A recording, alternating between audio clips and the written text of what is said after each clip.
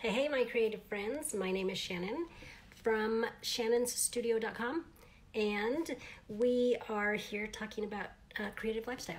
So we kind of just bring up things that are happening at the moment, things that will help us to think more creatively, think about how we want to live more creatively, those kinds of things. And then I tie in some of the things that are new for me living in Sweden.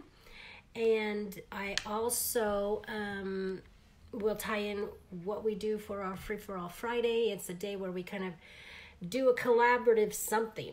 I don't know usually what it is until midweek, and then I'll put out a prep. And then sometimes it doesn't need a prep, and then we'll do something collaborative on Friday. So that was yesterday. Friday was yesterday, Free For All Friday. So I was going to show you the artwork that ended up from some line drawings that were sent in to me. I just got this book, where is it? This book about tile. And I went to the Modern Museum, and when I was there the first time, and I saw this book, and I just loved this book. And it's like a little visual history of tile. And I just loved it. And it was like, oh, this is such a cool book. Somebody has just gone through a lot of effort to gather these, put these in there. Oh, look at that. And so but I didn't get the book. I just was like, it's like you love everything. You want to get everything. You can't get all the things. So, but then when I was thinking about Free For All Friday, I thought, we could make a tile together, make a mosaic together. So it was like, then now I need the book. So there's a reason behind it. And I think I was just looking for justification to buy it, and I did. I found it. And this was what we came up with. This is the other one that we came up with for our Free For All Friday. And it's so interesting because I don't know how Free For All Friday is going to turn out, but it's like, take a chance, do something that you're not comfortable doing, even if it doesn't turn out, because sometimes things don't turn out. They don't. And that's part of the process. So, but this is what came out of it. Oh, this is upside down, because look at this. You know what this is? A fire hydrant. My firefighter friend, she sent in that. Yep. You know who you are, Tricia. So she sent that in. And anyways, I thought it turned out fun. Oh, I was going to say a couple things about when you do something like this and you have different, because I have Rose sent in that flower, and Tricia sent in that as well. And so one of the things that when you have different styles, obviously a flower, a fire hydrant, and a ship, then you need some kind of unifying elements. So what I decided to do with the unifying elements, it was make it one color, use one color. So just use the indigo blue. And so that ties it together right off. I could have used like 3 colors, a blue, red, and yellow, and used them and just, done them the same. But having a color palette that's the same for all of them and simplifying it down really made these connect with each other. Then the other thing was I kind of tied the tiles together by putting this little corner on all of them. So then when they were put together, it looked like it created another little element. And let's see if we can do it this way. Look at that. We're going to show. So so it created another little element in the middle and kind of another little small thing to unite the designs. So that was something. And then the other thing I did was in the process was I decided, we'd have 2 with the darker edges and 2 with the lighter edges. So then when you put them together, they had this, you could tell that they were distinct squares. And I have this design put together on my Facebook page. and on my Instagram page, actually, Shannon's Studio. So I just thought it was fun. I didn't know how, I don't know how it's going to turn out, but I have fun doing it. I love the challenge. I love when there's participation from you. So it was good. So I'm going to talk about tonight, the tip. So yesterday and today, I was a little frustrated. And it just, I'm not one to just push the feelings away. I think you should feel the feelings. I think we have a problem when we constantly push them away.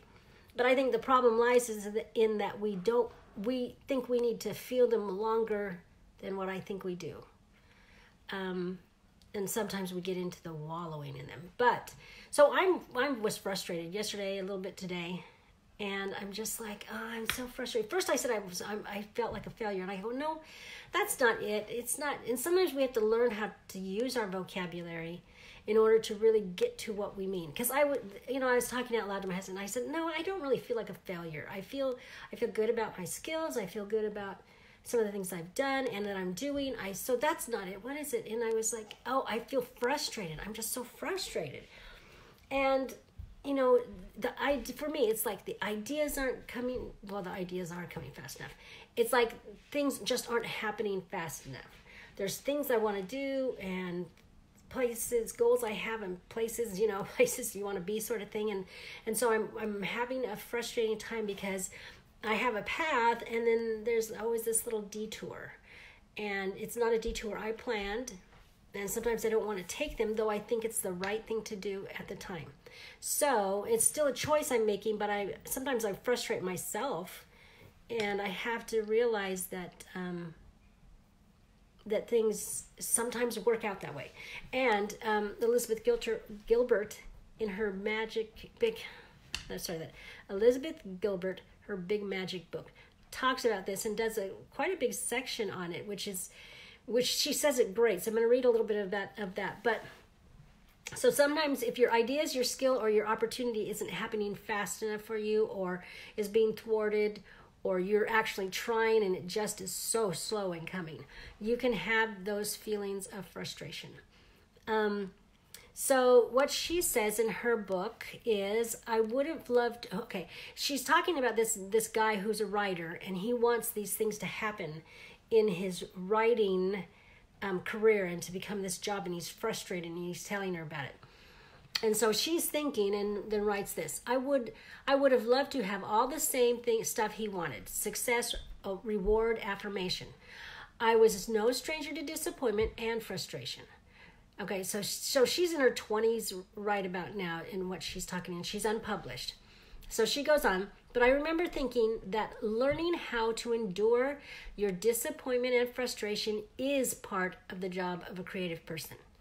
Okay, so, that's putting in perspective. That's just part of it. It's not... So I'll go on and read what more she has to say.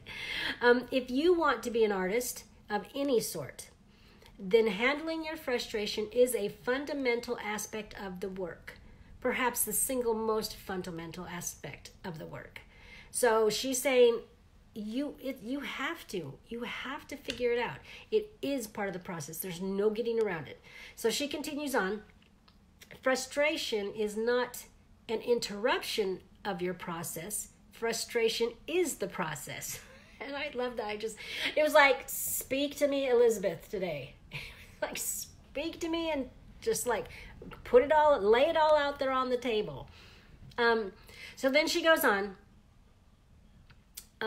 You don't just get to leap from bright moment to bright moment. And I think, I'm going to pause again in between her, and I think that that's what we see most of the time in people's lives. We see the bright moment. We see the bright moment on Instagram. We see it on, when we talk to them and we haven't seen them for a while, we get to share in their success. And so we see the bright moment successes, not remembering that they just spent months working on something in their, by themselves, pushing through it, having the frustration, getting back up and starting, that whole process. So they've gone through that, and we see the bright moment to bright moment. Okay, so Elizabeth Gilbert goes on again. You don't just get to leap from bright moment to bright moment. How you manage yourself between those bright moments when things aren't going so great is a measure of how devoted you are to your vocation and how equipped you are for the weird demands of creative living. So, I mean, she says this all beautifully. How frustration is, what its purpose is, and that it's just going to be part of it, and that we have to take accountability for our frustration. And it was perfect timing for me to hear this. So, you know, when we're in the middle of it, because like tonight, Alan was like, he was saying, and we talked, and then we went and started doing other things, and then he said, and I turned around and I just looked at him, and he goes, you just look like you need to come sit over here with me for a minute. And I was just like, yeah, I just need to, look for the comfort, look for the things that bring you joy, so you can move your emotional needle a little bit. Connecting back with people, connecting with the really important things in life, your people, the family, those kinds of things. And then also what can move your emotional needle is actually doing something creative. So like doing this last night for me helped move the needle a little bit. It didn't totally remove the frustration, but it moved the needle so that the frustration was a little bit more in perspective.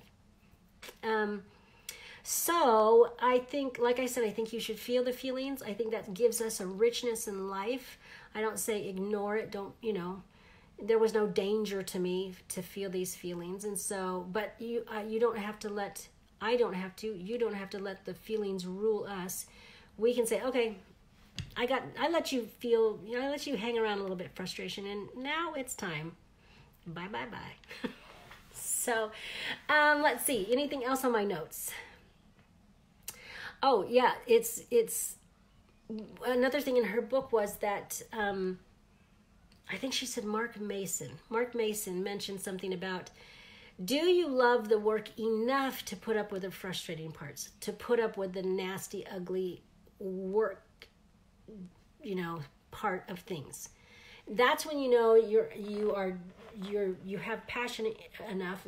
Passion is that you would do it, and you have it enough to push you through those points. I thought that was good. To be able to work and create even when the success isn't there. And so if you're having you're working toward your own creative life, like me, you will have frustrations. And I think that we can look those in the face and say, yeah, I'm frustrated because of these reasons. And I'm going to feel it, and then I'm going to own it and move on, because I know that this is just part of what a creative life is. So I just want to show it, because it's not always bright moment to bright moment, like Elizabeth Gilbert says. It is bright moments, but it's also sometimes just work. So I think that's it for tonight. And I want you to remember you have a creative heartbeat, so listen for it. And I will be back tomorrow. Bye.